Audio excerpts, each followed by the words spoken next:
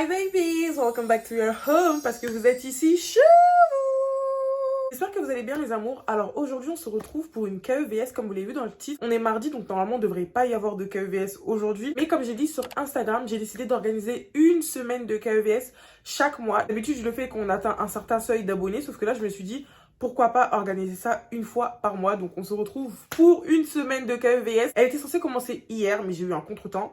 Donc dans la semaine, il y aura 2 jours où vous aurez 2 vidéos. Donc on va rattraper la vidéo de dimanche et on va rattraper la vidéo de lundi. Avant de commencer cette vidéo, comme d'habitude, n'oubliez pas de vous abonner, de liker et de partager. Abonnez-vous sur mon compte Instagram personnel, donc KidlinJJ. Et aussi mon compte Instagram spécialement dédié à la création de contenu, Kedlin YouTube Vidéo. D'ailleurs, j'aimerais vous dire que cette vidéo est en partenariat avec la marque Fancy Vivi. Vous pouvez le voir, ce que j'ai sur la tête, c'est la perruque en vogue actuellement sur TikTok, donc la perruque Braid. Je vais pas vous en dire plus, je vais vous laisser avec la Kedlin du passé pour une petite installation rapide de 3 minutes. Et après, on passera à la vidéo d'aujourd'hui. Passer à l'installation, regardez les magnifiques nattes que ma petite cousine m'a faites. Je pouvais pas à cause de mes ongles, elles sont incroyables. La marque dont je vais vous parler aujourd'hui, c'est Fancy Vivi. Avant ça, petit unboxing. Ils m'ont mis un bonnet, des fossiles et des bagues pour que je puisse les mettre sur les tresses. Ils m'ont aussi mis un petit bandeau. Regardez la perruque, super longue, super belle. Elle est tressée sur toute la perruque, donc elle est 360, la tuile est transparente. Et regardez-moi ça, franchement, elle est super légère malgré le fait qu'il y ait beaucoup de tresses. Très légère la perruque. Elle est bien customisée devant, comme je vous l'ai dit. Là, je l'ai mise à ma teinte avec mes 2 petits fonds de teint de chez L'Oréal. Je vais reculer les baby hairs pour pouvoir bien découper la tuile. La tuile que je vais découper avec mes petits ciseaux que vous voyez juste ici, ils sont trop mignons. Je vais venir tracer aussi devant pour que la ligne, elle soit bien faite et que le traçage soit impeccable pour que je puisse découper avec facilité. Donc après ça, je viens découper la tuile en zigzag, bien évidemment, pour que ça fasse naturel.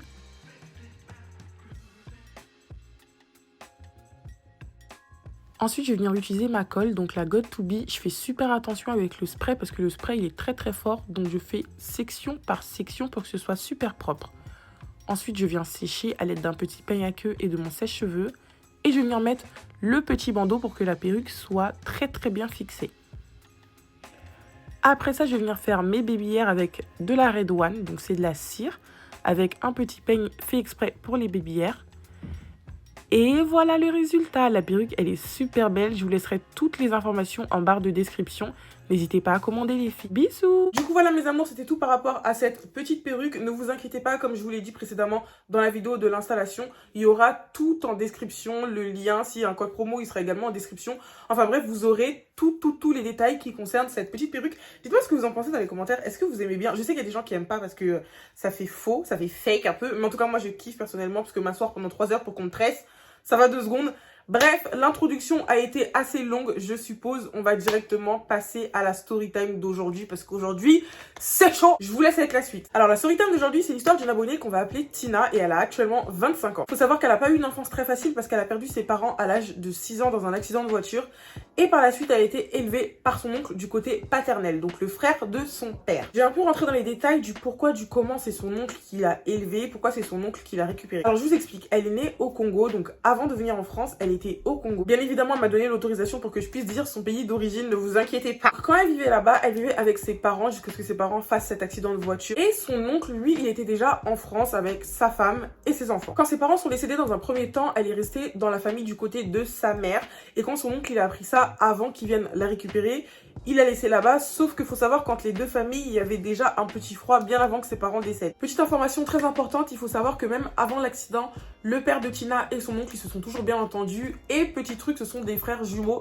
Donc pour lui, c'était inconcevable que sa nièce reste dans un environnement où elle ne se sent pas bien. Donc il a fait en sorte qu'elle aille dans sa famille du côté paternel avant de faire les démarches et tout pour qu'elle puisse venir en France avec lui. Au début, c'était compliqué parce que du côté de sa mère, c'était impossible. Il voulait pas qu'elle se déplace, mais il a tout fait pour enlever sa nièce là-bas. Suite à ça, comme je vous l'ai dit, il a fait toutes les démarches nécessaires pour qu'elle puisse venir le rejoindre en France. Donc au lieu qu'elle vienne le rejoindre directement, il est parti la chercher là-bas. Il est parti voir du coup la famille du côté de sa mère pour les informer qu'il la prendrait pour aller en France avec elle. Ça a été compliqué, mais au bout d'1 an et demi, il a tout fait en sorte pour que sa nièce puisse partir avec lui. Donc à ses 7 ans, elle a mis les pieds pour la première fois en France et franchement, elle avait de la chance, vraiment une chance énorme que pas tant de personnes que ça ont parce que son oncle, il l'a accueilli mais à bras ouverts. Franchement, c'était une crème avec elle. Je vous l'ai dit, c'était sa nièce, il l'aimait énormément, mais surtout la femme de son oncle l'a accueilli également à bras ouverts. Il faut savoir que tout le monde n'a pas cette chance-là parce que la plupart du temps, quand tu arrives dans une famille et que tu n'es pas l'enfant biologique de la femme de ton oncle, dans ce cas-là précisément, bah parfois ça se passe pas toujours bien, donc franchement là elle a eu grave de la chance. Après bien évidemment je ne généralise pas, mais la plupart du temps c'est assez compliqué. Maintenant je vais vous donner un petit peu plus de détails sur la famille de son oncle. Je vais vous dire un peu est-ce qu'il a des enfants, est-ce qu'il a pas d'enfants.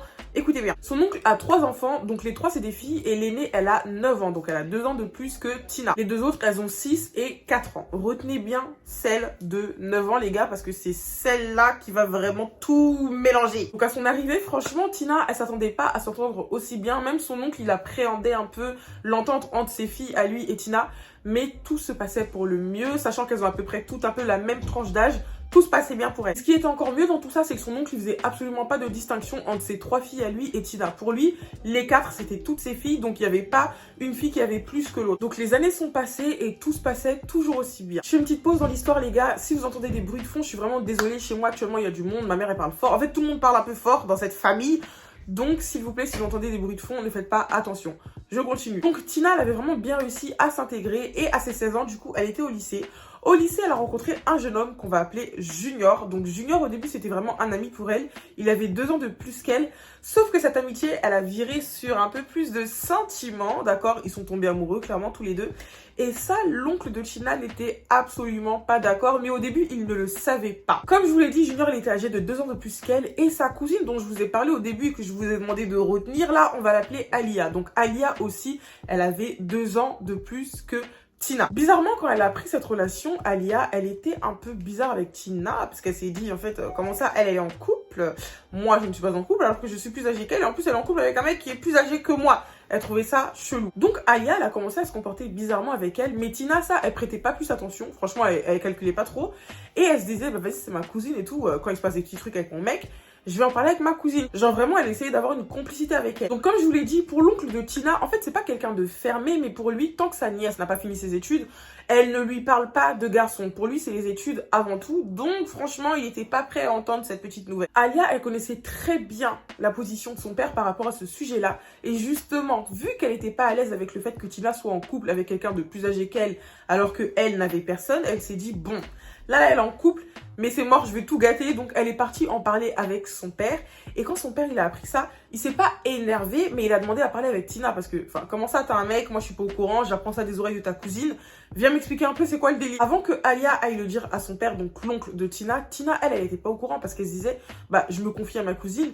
On est entre nous, c'est censé rester entre nous. Donc, elle était vraiment pas prête à ce que son oncle apprenne cette nouvelle. Enfin bref, après ça, l'oncle de Tina et Tina, ils ont bien discuté. Elle lui a fait comprendre que certes, c'est une relation amoureuse, mais que ça n'empiéterait pas sur ses études. Donc, il avait pas à s'inquiéter par rapport à ça.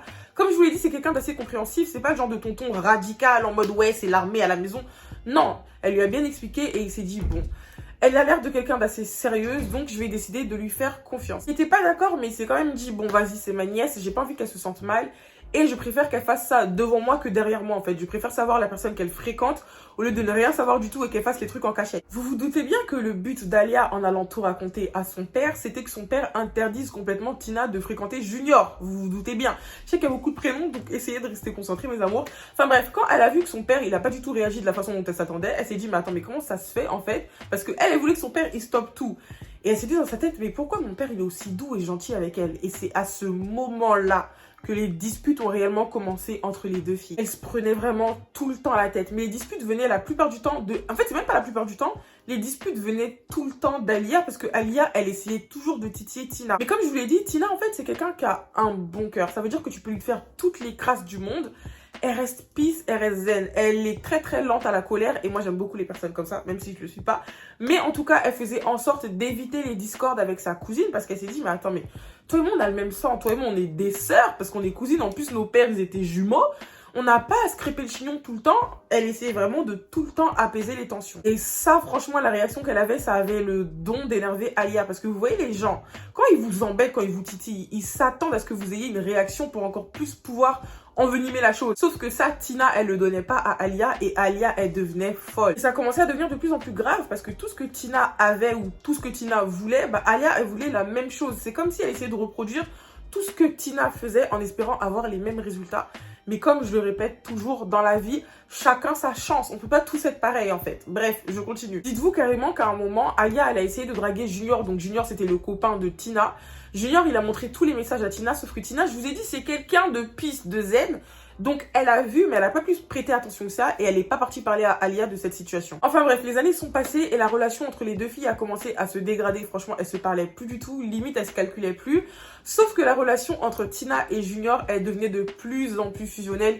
Ils étaient plus amoureux que jamais. Et c'est à l'âge de ses 20 ans que Tina et Junior se sont fiancés. En fait, au début, Junior, il parlait de fiançailles, mais ils étaient super jeunes et Tina, elle le prenait absolument pas au sérieux. Quand il disait ça, en fait, elle calculait pas trop.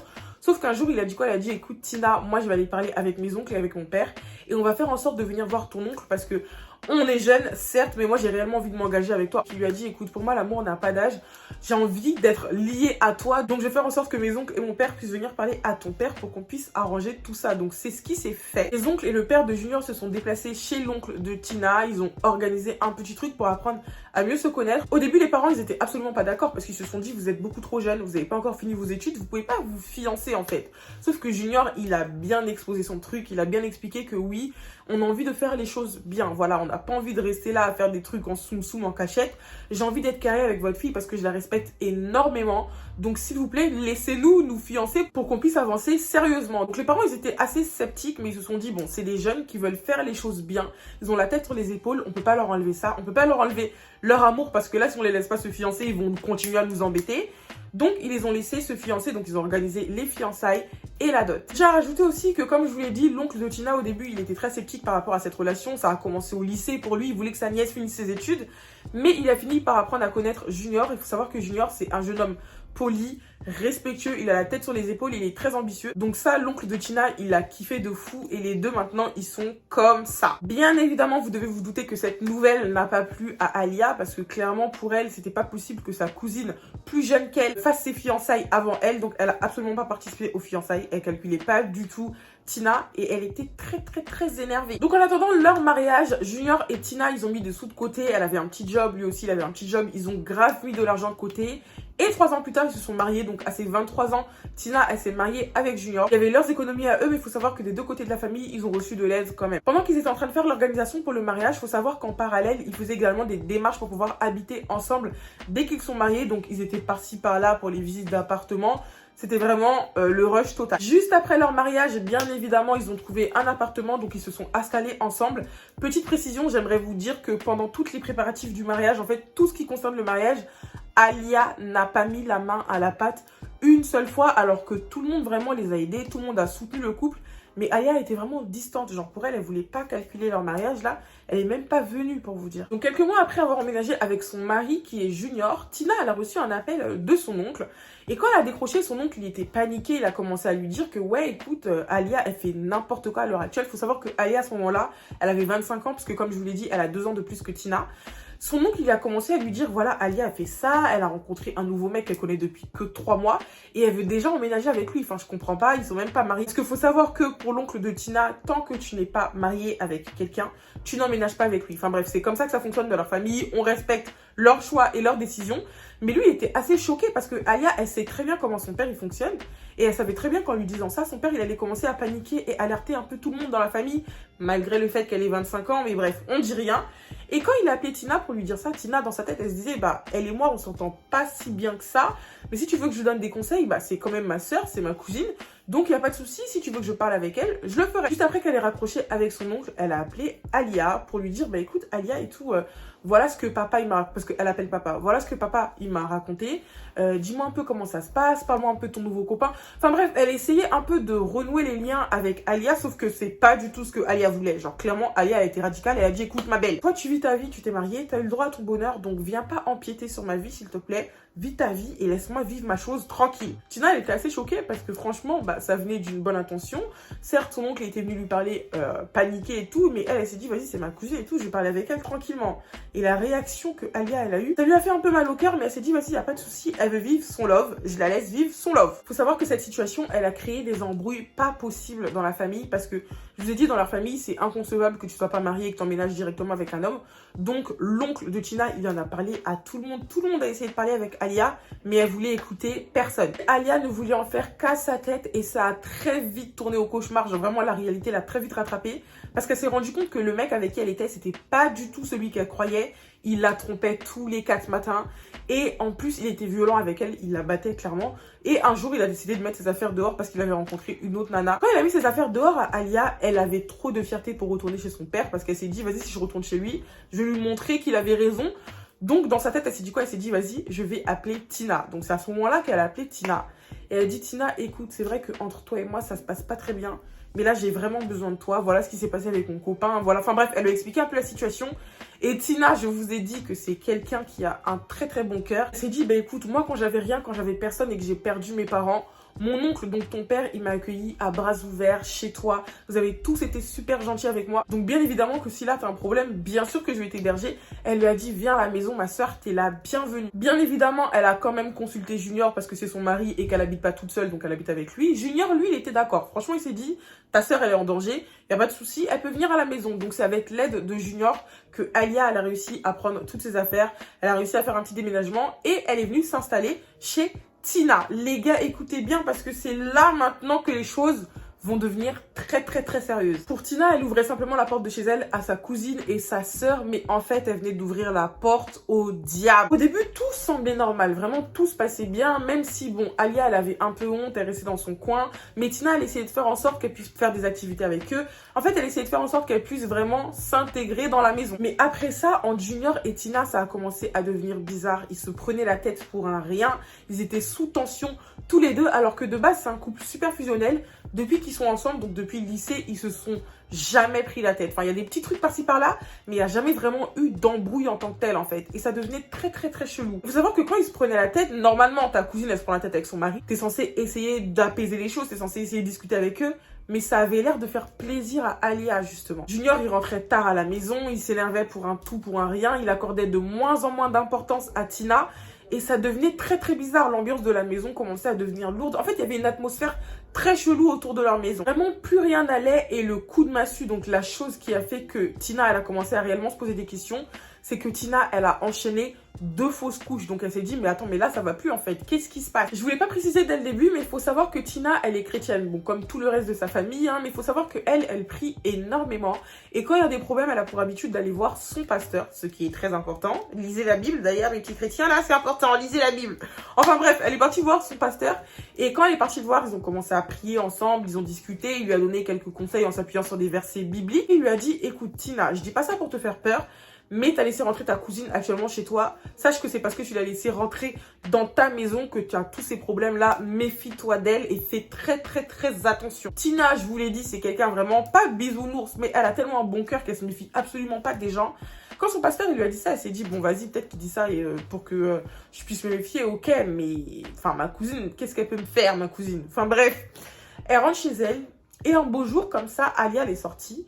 Tina, elle s'est souvenue de ce que son pasteur il lui avait dit, donc elle s'est dit, vas-y, peut-être qu'il y a vraiment un truc. Elle a décidé d'aller fouiller dans la chambre d'Alia, parce que Alia, elle habite avec eux, ils lui ont réservé une chambre, parce que dans leur maison, ils ont 4 chambres, enfin, dans leur appartement, ils ont 4 chambres. Alia avait sa propre chambre. Donc, elle est partie fouiller dans la chambre d'Alia. Et là, les gars, tenez-vous bien, parce que ce qu'elle a vu, c'est une dinguerie. Dans la chambre d'Alia, il y avait une commode avec plusieurs tiroirs. Donc, elle a ouvert le premier tiroir, elle a rien vu. Et quand elle a ouvert le deuxième tiroir, les gars, elle est tombée sur quelque chose. Franchement, elle s'y attendait pas du tout. C'est comme si le monde tombait sur sa tête. Dans l'un des tiroirs, elle est tombée sur des photos d'elle et Junior, donc les photos de leur mariage. Sachant que Alia n'était même pas présente au mariage. Elle sait pas comment elle a fait pour trouver ça. Elle est tombée sur des photos de leur mariage, elle et Junior. Et sur ces photos-là, il y avait plein de croix rouges sur leur tête. Quand elle a vu ça, elle s'est dit, vas-y, c'est rien. Mais juste après, elle est tombée sur d'autres photos de leur mariage où il y avait des cadenas. Donc les cadenas, ils perçaient les photos. Les cadenas étaient fermés. Il y avait un cadenas sur son ventre à elle et 2 cadenas sur sa tête et la tête de Junior. Donc quand elle a vu ça, elle s'est dit, mais c'est quoi ce délire? Elle est tombée sur plein d'autres choses. Elle est tombée aussi sur l'une de ses culottes, ses petites culottes qu'elle ne retrouvait plus. Elle s'est dit, mais qu'est-ce que c'est en fait? Elle a commencé à paniquer. Elle a appelé Junior, elle a dit, Junior, écoute, viens voir, je viens de trouver un truc dans la chambre d'Alia. Faut absolument que tu vois pour me dire. En fait, elle voulait se rassurer. Elle s'est dit, mais je suis folle ou qu'est-ce qui se passe? Juste après ça, Junior, il est venu, il a enfilé des gants, il a commencé à manipuler tout ce qu'il a vu. Il s'est dit, mais ta cousine, elle est folle. Ta cousine, elle est folle en fait. Enfin, c'est quoi ce délire-là? Ils ont tout pris. Ils ont tout posé sur la petite table de leur salon. Ils se sont assis dans le canapé et ils ont attendu que Alia elle puisse rentrer pour pouvoir la confronter en fait. Parce que c'est pas normal et ça faisait très très flipper. Quand Alia elle est rentrée du coup à la maison, donc chez Tina et Junior, elle les a vus assis dans le canapé et elle a vu tous les petits trucs sur la petite table. Elle savait très bien ce que c'était. Dites-vous que Tina et Junior, ils avaient même pas commencé à parler qu'elle a commencé à se confesser. Elle a commencé à dire des trucs du genre, mais tu t'attendais à quoi en fait Tina? Tu savais très bien qu'en laissant rentrer chez toi, ça allait très très mal se passer. Enfin bref, elle a commencé à dire tout un tas de choses en mode oui, depuis toujours, t'as toujours eu tout ce que je voulais. Elle montrait réellement sa haine et c'est à ce moment-là que Tina a vu son réel visage. Elle s'est dit, donc attends, donc toi depuis le début, t'as tout ça dans ton cœur, tu ne m'as jamais rien dit, certes on se prend la tête, mais c'est des querelles d'enfants en fait. Donc depuis le début, tu me hais clairement. Et là, ta mission en rentrant chez moi, c'était de me marabouter. Bon, certes, on y croit ou on n'y croit pas, vous êtes libre de faire ce que vous voulez. Moi, personnellement, j'y crois. Mais elle a commencé à dire, en fait, depuis le début, tu ne m'aimes pas. Et Alia, elle lui a coupé la parole. Elle lui a dit, écoute, depuis le début, tu as toujours eu ce que je voulais. Mon père, il t'aime plus que moi-même. J'ai jamais eu un homme à moi toute seule. J'ai jamais été heureuse. Mon but à moi, c'est que tu te retrouves au même niveau que moi, seule et malheureuse. Quand Tina, elle a entendu ça, franchement, elle avait rien à dire. Elle pouvait rien dire, il n'y a aucun son qui sortait de sa bouche. Elle faisait que de pleurer et c'est Junior qui a pris le relais. Junior, il a appelé le père de Alia, donc l'oncle de Tina. Il lui a expliqué la situation, il a dit, écoute, moi je te respecte énormément parce que tu es l'oncle de ma femme, mais ta fille là, je vais la foutre dehors. Il a pris ses affaires, il a tout foutu dehors. Les gris-gris qu'elle avait là, laissés sur la table, il a tout pris, il a tout jeté dehors. Et elle est partie. Encore une fois, cette histoire, elle a créé énormément d'embrouilles au sein de leur famille. Pas des embrouilles qui venaient de la part de Tina, mais des embrouilles qui venaient de la part d'Alia parce qu'elle allait se plaindre aux gens que Tina l'avait mise dehors. Je sais pas si vous vous rendez compte du culot. Donc toi, tu fais des trucs comme ça et tu t'étonnes qu'on te foute dehors. Mais ma chérie, au bout d'un moment, faut être zinzin. Faut être zinzin. Tina, elle se sentait plus du tout bien dans cette maison parce qu'elle s'est dit, bah vas-y, si moi j'ai trouvé ça dans un tiroir, c'est que ça se trouve dans d'autres pièces de la maison. Elle a mis certaines choses et tout qu'il faut pas que je touche. Bref, elle et Junior, ils ont fait en sorte de déménager de cette maison parce que clairement, ils se sentaient plus bien. Ils ont pris un autre... Pourquoi je dis maison à chaque fois? En fait, c'est un appartement. Je sais pas pourquoi moi, j'arrive pas à faire la distinction. Je dis toujours maison. Même chez moi, je dis maison. Mais bref, ils ont trouvé un autre appartement. Ils ont emménagé ailleurs. Et tout a commencé à se passer bien pour eux. Genre vraiment, ils ont eu l'impression que dans cette maison, il y avait un truc qui faisait que l'atmosphère était chelou. Dès qu'ils ont déménagé, leur couple était comme au début. Il n'y avait plus de disputes, il n'y avait plus de discorde, il n'y avait plus de tension. Tout se passait pour le mieux. Et là, maintenant, vous allez me poser la question, vous allez me dire, mais Kéline, si tout est rentré dans l'ordre, pourquoi tu nous racontes cette story time? Écoutez bien. Figurez-vous qu'il y a quelques temps, Tina, elle a reçu un appel de qui? Elle a reçu un appel d'Alia, qui se trouve actuellement à l'hôpital, qui a fait un accident de voiture. Et Alia a demandé à Tina de venir la voir à l'hôpital. Sauf que Tina, là, elle sait pas quoi faire parce que depuis ce qui s'est passé dans sa maison, dans son appartement, pardon, depuis ce qui s'est passé, en fait, Tina, elle a reçu aucune excuse d'Alia. Et depuis ce jour-là, elles se sont pas reparlées. Donc, il n'y a eu aucune excuse, aucune explication. Et là, du jour au lendemain, tu m'appelles parce que tu es à l'hôpital, tu as fait un accident et tu veux que je vienne te voir. Pourquoi est-ce que tu veux que je vienne te voir, sachant que moi-même, tu m'as fait du mal? Enfin bref, Tina, elle est complètement chamboulée, elle sait pas ce qu'elle doit faire. Et c'est pour ça qu'elle a décidé de me raconter cette story time pour avoir mon avis, mais également celui de la communauté. Donc, je vais vous laisser dire ce que vous en pensez dans les commentaires. Et en attendant de vous lire, je vais vous dire ce que moi j'en pense. Moi personnellement, cette situation, elle m'a pas plus choquée que ça, je vous dis la vérité, parce que la plupart du temps, on a tendance à croire que le mal vient des personnes de l'extérieur, alors que la plupart du temps, les personnes qui nous font le plus de mal, c'est les gens qui font partie de notre propre famille. Donc les trahisons comme ça, ma cousine m'a fait ceci, ma cousine m'a fait cela, je ne minimise absolument pas, vraiment c'est quelque chose de très grave. Mais moi, personnellement, ça ne me choque pas. Sachant que depuis le début, enfin, au début, ça se passait bien. Mais quand Alia, elle a commencé à voir que tout se passait mieux pour Tina que pour elle, elle a commencé à développer un peu de jalousie. Et c'était clairement prévisible qu'elle allait vouloir lui faire du mal. Par rapport à cette situation-là, tout ce qui est jalousie, tout ce qui est le fait d'être envieux, ça me choque pas plus que ça de la part de Alia. Mais je trouve que le comportement de Tina, il est remarquable. Parce que moi, personnellement, je vais répéter les plombs. Et celle-là, dès les premiers signes de jalousie, déjà à partir du moment où j'apprends que t'as parlé avec mon gars, je te ghost en fait. Je te calcule plus, famille, pas famille, tu sors de ma vie. Mais je trouve que Tina, elle a vraiment un bon cœur. Et c'est ce que la Bible nous enseigne. Moi, je suis chrétienne personnellement. S'il y a des chrétiens qui sont là, vous allez me comprendre. Même les musulmans avec l'islam. Hein. La religion nous enseigne la bienveillance, la paix et le pardon. Donc pour moi, ça n'a pas été une mauvaise chose de la part de Tina d'avoir pardonné à sa cousine tout ce qu'elle lui a fait. Ou même de ne pas avoir calculé tout le mal qu'elle lui a fait. Pour moi, c'est vraiment quelque chose de très bien parce que ça lui permet à elle de rester bien dans ses baskets. Mais là, personnellement, dans cette situation, dans ce cas précis où elle a même pas eu le temps de discuter avec elle, elle ne s'est pas excusée. Elle lui a quand même fait de la sorcellerie, des gris-gris. Comme je vous l'ai dit encore une fois, on y croit ou on n'y croit pas. Mais moi, personnellement, j'y crois. Je trouve que c'est très grave. Et dans cette situation-là, je sais pas si moi, je serais partie la voir à l'hôpital. En fait, je l'aurais peut-être pardonné, même avant que la personne s'excuse. Parce que moi, je suis une personne, t'as pas besoin de t'excuser, en fait. Je prends mon temps. Mais je te pardonne. Donc, personnellement, je lui aurais pardonné. Mais de là à aller la voir à l'hôpital, enfin, qu'est-ce que t'as de plus que ça à me dire, en fait? Bref, je sais pas ce que vous en pensez, mais moi, personnellement, je le dis clairement, je sais pas si tu dois aller la voir. Ça doit vraiment venir de ton cœur. Si tu sens que tu es capable de passer outre et d'aller la voir à l'hôpital pour que vous puissiez avoir une discussion, vas-y, fais-le. Mais si tu penses que tu as encore de la rancœur envers elle, n'y va pas. Enfin bref, dites-moi ce que vous en pensez dans les commentaires, mais moi, c'est mon avis. Voilà mes amours, c'est tout pour la story time d'aujourd'hui. On se retrouve demain pour une nouvelle KEVS. J'espère que cette vidéo vous aura plu. N'hésitez pas à commenter les gars, c'est super important les commentaires pour le référencement, pour que YouTube puisse proposer ma vidéo à un maximum de monde. N'hésitez pas à commenter et à liker cette vidéo. En tout cas, merci beaucoup d'avoir regardé et je vous fais de gros bisous.